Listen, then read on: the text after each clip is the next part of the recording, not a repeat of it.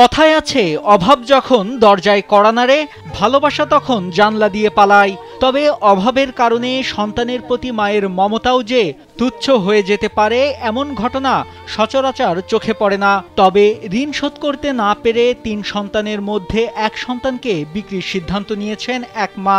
টাকার অভাবে না পেরে আমি আমার বাচ্চাটাকে বিক্রি করে দিতে চেয়েছিলাম, ছোট বাচ্চাটাকে। জানা যায় ২০২০ সালে বিয়ে হয় রুবেল সর্দার ও জান্নাতুল ফেরদৌসের। একে একে তাদের ঘর আলো করে আসে ৩ কন্যা সন্তান। শুরুর দিকে স্বামী রুবেল বেকারির ব্যবসা করে সংসার চালালেও হঠাৎ সোনামণিকে নিয়ে আমি থাকি চিন্তামুক্ত, কারণ আমি ব্যবহার করি SMC স্মাইল বেবি ডায়াপার। ব্যবসায় লোকসানের মুখে পড়ে ৭.৫ লাখ টাকার দেনায় জড়িয়ে পড়েন তিনি। পরে জীবিকার তাগিদে ভাড়ায় অটো চালাতে শুরু করেন, কিন্তু যা আয় হয় তার চেয়ে বেশি অর্থ চলে যায় ঋণের কিস্তি পরিশোধ করতে।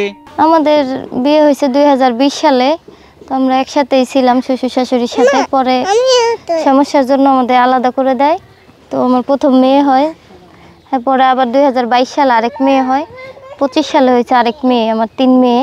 এমন টানাপোড়েনের মধ্যে সংসারের খরচ জোগানো তো দূরের কথা, 2 বেলা সন্তানদের মুখে খাবার তুলে দিতেও হিমশিম খেতে হচ্ছে তাদের। এমনকি খাবার দিতে না পেরে বড় সন্তানকে বোনের কাছে রেখে এসেছেন। আর এই অসহনীয় পরিস্থিতিতেই নিজের ৮ মাস বয়সের ছোট সন্তানকে বিক্রির মতো মর্মান্তিক সিদ্ধান্ত নেন মা জান্নাতুল ফেরদৌস। আমি 2 বছরে আমার 2টা সিজার লাগছে। আমি শারীরিকভাবে অসুস্থ, আমি কোনো ভারী কাজ করতে পারি না। আমার এই বাচ্চাটার বয়স 8 মাস, 7.5 লাখ পাবে। কিস্তির টাকা আছে প্রায় 3 লাখের মতো। হ্যাঁ, 1 বছর হয়ে গেছে, তো আমাদের 1 বছর টাইম দিছে, বলছে এর মধ্যে সবাই মিলে টাকার ব্যবস্থা করে দিতে। কিন্তু আমার হাজবেন্ড যে ইনকাম করে ওদের সংসার চলে না, তো আমরা 1 বছর প্রায় শেষ হয়ে যাইতেছে। এর আগেও একবার সন্তান বিক্রির সিদ্ধান্ত নিয়েছিলেন ওই মা, তবে স্থানীয়দের বাধার কারণে তা করতে পারেননি। কিন্তু বর্তমানে এমন দুঃসহ পরিস্থিতি তৈরি হয়েছে যে সন্তান বিক্রি করা ছাড়া আর কোনো উপায় নেই। দানা না দিতে পারলে কষ্ট হইতেছে, টাকাটা করে না দেওয়ার মতো কোনো যোগ্য নাই।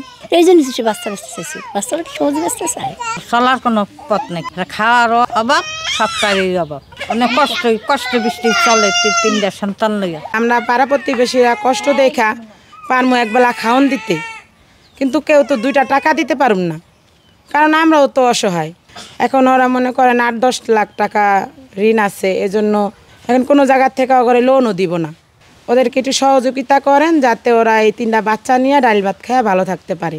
শরীয়তপুর সদর উপজেলার পালং ইউনিয়নের বাসিন্দা রুবেল সর্দার ও জান্নাতুল ফেরদৌস সন্তান বিক্রির বিষয়টি জানতে পেরে উপজেলা নির্বাহী কর্মকর্তা ইলোরা ইয়াসমিন পরিবারটির পাশে দাঁড়ানোর আশ্বাস দিয়েছেন। একটি সন্তানকে বিক্রি করে দিতে ইচ্ছুক, কিন্তু এখনো বিক্রি করেছে এরকম কোনো কথা না, কিন্তু সে চায় বিক্রি করে দিতে, কারণ সে ঋণের বোঝা তার উপরে আছে।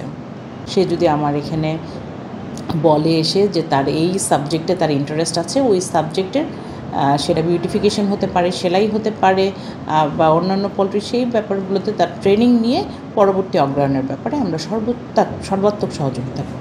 অসহায় পরিবারটিকে রক্ষায় সরকারের পাশাপাশি সমাজের বিত্তবানদেরও এগিয়ে আসার আহ্বান জানিয়েছেন স্থানীয়রা।